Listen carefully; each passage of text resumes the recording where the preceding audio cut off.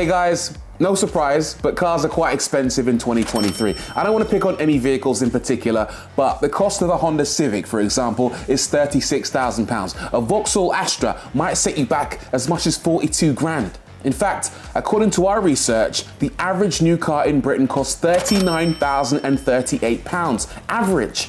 But here's a question for you. Who wants to spend 39 grand on a car that's average? Not me. And that got me thinking, what could you get for around 40 grand that's genuinely exciting? Well, I made a list of cars that cost as much as the average new car in the UK, only there's nothing average about these. Let's fire up the site. Now, let's start this off with a car that I actually own. It's a Ford Mustang GT. I've got to include it because it's one of the best affordable sports cars on the market today, and it's got a special place in my heart because it was the first car I tested on Top Gear back in the day. It was bright yellow, and then I went out and bought one for good reason. This is actually one of the only sports cars that you can actually buy today that comes with a V8 engine.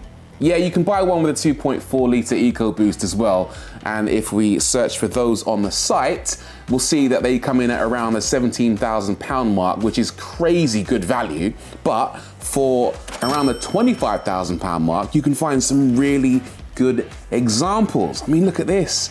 That one's really cool, that one's really cool. And actually, breaking news, I'm selling my own Mustang, giving you a little sneak preview here. This is what it looks like. It's the best looking Mustang in the UK, I think. Got the Shelby body kit, custom exhaust, custom everything, big power. Absolutely insane looking vehicle. I love it to bits.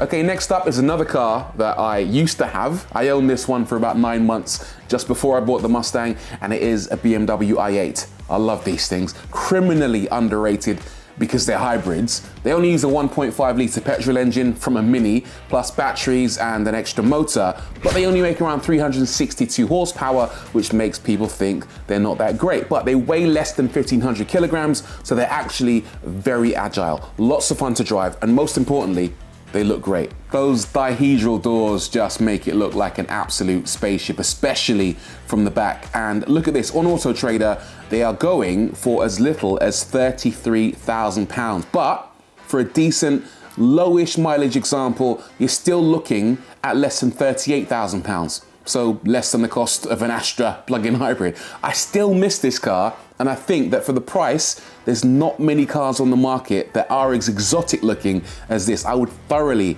recommend this car.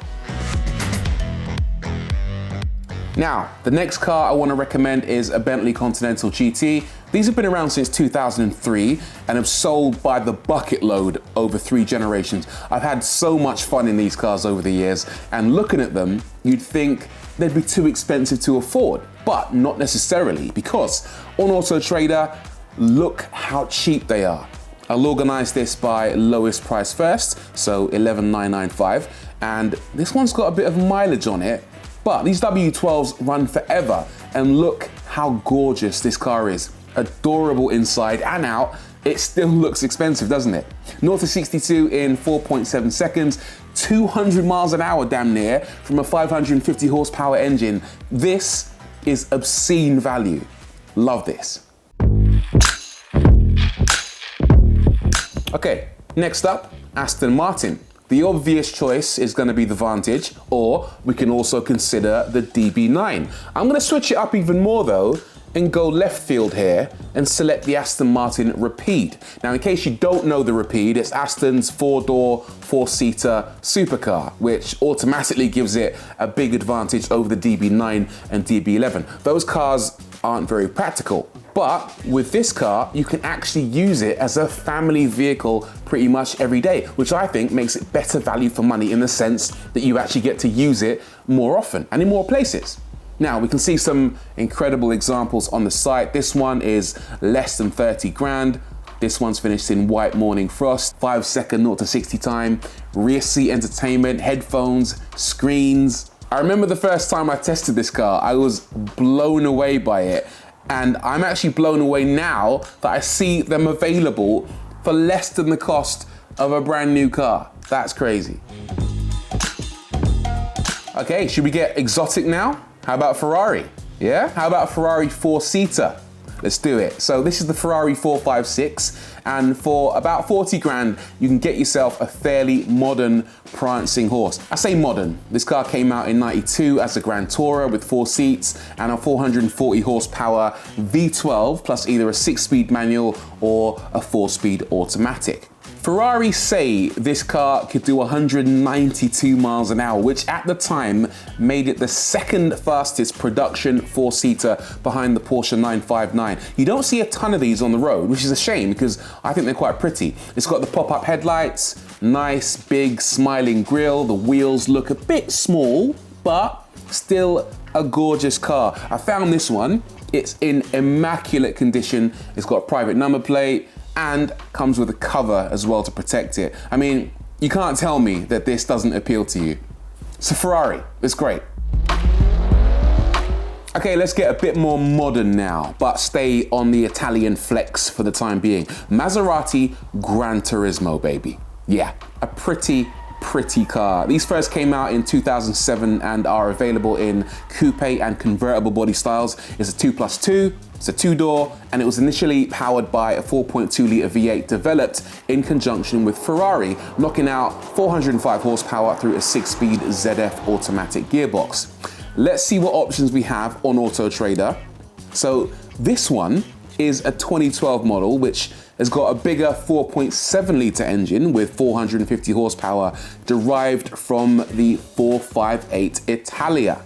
I mean, look at this one. So 27,990 it costs. It's a 2011, finished in black, 56,000 miles. The interior looks lovely as well, finished in that cream color. Difficult to keep clean, obviously, but just looks sensational. And because it's got seats in the back, it means you can actually use this pretty much as a daily car. You can chuck a couple of kids in the back if they're small enough and get away with it. But what a machine for less than £30,000. Absolutely stunning. Right, next up is the Audi R8. You can't have a list of cheap cars that make you look rich without including the R8. I mean, just to jog your memory, the R8 is a mid-engine sports car that came out in 2006 with a V8 engine, quickly followed by a V10, and it's always been held in very high esteem. Unfortunately, in 2023, Audi has said that it will no longer be producing the R8, which is a crying shame. It's criminal, but that surely means that buying a used example is a pretty shrewd investment right now. So let's see what we've got to offer on AutoTrader. Okay, let's organize by price. And I mean, look at that, £30,000 for a 2008 with just under 61,000 miles on the clock, 420 horsepower, V8, manual, petrol, and it looks absolutely sensational, doesn't it? I just love the look of these cars. Understated, but still quite aggressive as well. And depending on how you spec them, they can actually look super aggressive as well. Let me find an example down here. There's a white one that I saw, which I think is absolutely brilliant looking and just illustrates the point that I'm trying to make. So with the white bodywork and the black wheels, it just looks mean, doesn't it? You see that coming along the road. And even though it's a 2007 car, it still looks modern. This is a proper piece of kit. I've always wanted an R8, and right now, I'm super tempted. Right, I'm going a bit left field now. Most of you are gonna tell me I'm mental for this, but TBR Tuscan. Yeah, I know, it's a bit nuts, but these cars are incredible. They built these between 1999 and 2006. They were built in the UK, in Blackpool. Now, legend has it that you had to be a bit unhinged to drive a TBR because the company philosophy was a bit unusual. They didn't put anything on their cars that didn't improve performance, and that included quite a lot of safety equipment. Yeah, so they rejected ideas like traction control, anti-lock brakes, and airbags because they just kind of got in the way. Needless to say that these are for people with a lot of confidence in their own driving ability or very little value in their health. Let's take a look. Okay, here's one for £35,000 with 43,000 miles on the clock. It's a 2002, finished in a lovely blue color. I'm just gonna go through the pictures here. I think it's, oh, look at the interior. I just love that. I'm a sucker for a white interior with contrasted against dark color paint. This looks absolutely tremendous. It's got the big protruding exhaust, the circular lights at the rear, the little flip up spoiler, and at the front, the bonnet is so dramatic. Those sweeping curves across the front, just sensational to look at. Let's take a quick look at the specification and talk about performance. 0 to 60, 3.9 seconds, 160 miles an hour. Not the biggest top speed in the world, but thinking about the lack of safety features, I don't think I'd want to go much faster than that, to be honest. Tempting, but then again, I do value my life, so let's move on. Okay, this is more like it. Nissan GTR. These R35s first dropped in December 2007, and they've captured every petrol head's imagination ever since. The beauty though is that they've never really evolved much. And what's really sad is that in Europe at least, Nissan will be killing off the GTR, but you can still pick up a used one for sensible money. For example, look at this. This is an absolute banger.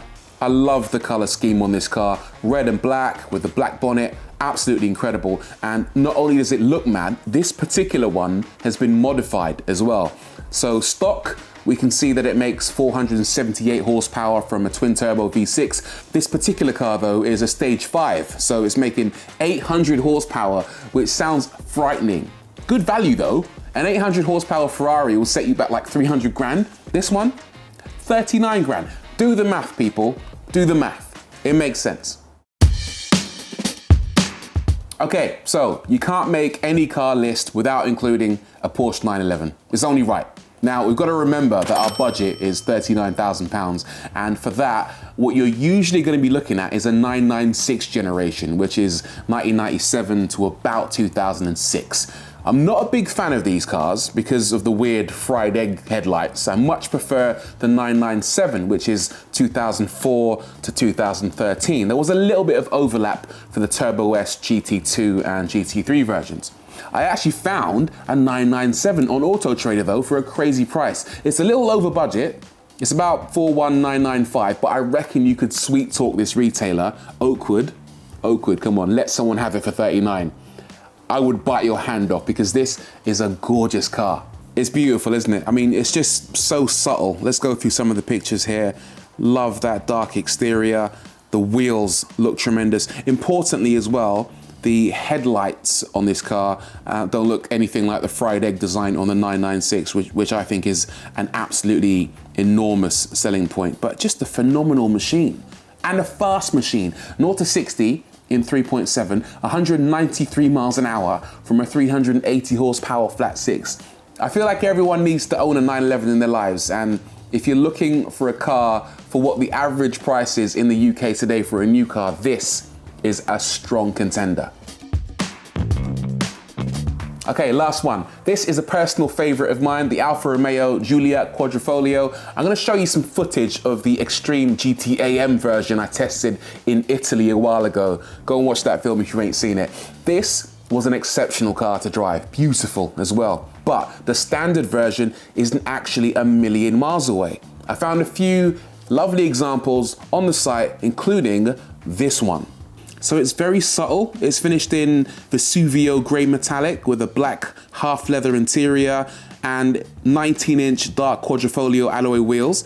And it just looks beautiful. Maybe a little too subtle for my liking, but that's kind of the beauty of the Giulia Quad, is that it's basically a normal looking saloon, but with absolutely outrageous performance. Let's look at the back end as well. I've got to say, this is my favorite angle on this car by far. I love the lights. I love the fact it's got this huge diffuser and the big quad exhaust as well.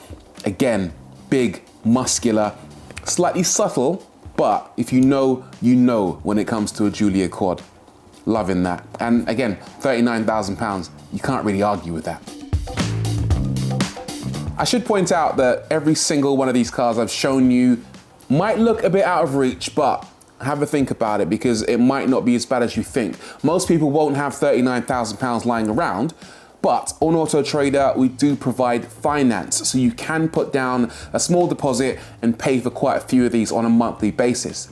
Another thing we do is to help you sell your car. You can either place an advert on AutoTrader with your vehicle, where it will give you a free instant online valuation and tell you what your car's worth. And then when you publish your ad, we'll show it to millions of people in the UK. Or if you want the cash now, we can give you an instant offer. Plug your reg number into the site, we'll tell you what the car's worth and give you a same day cash offer. We'll even pick up your car, so then you're free to spend the money on a car of your dreams.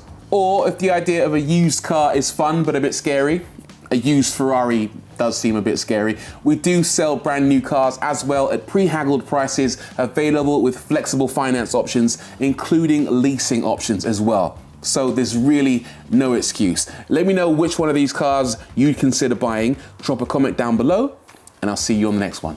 Thanks for watching, guys.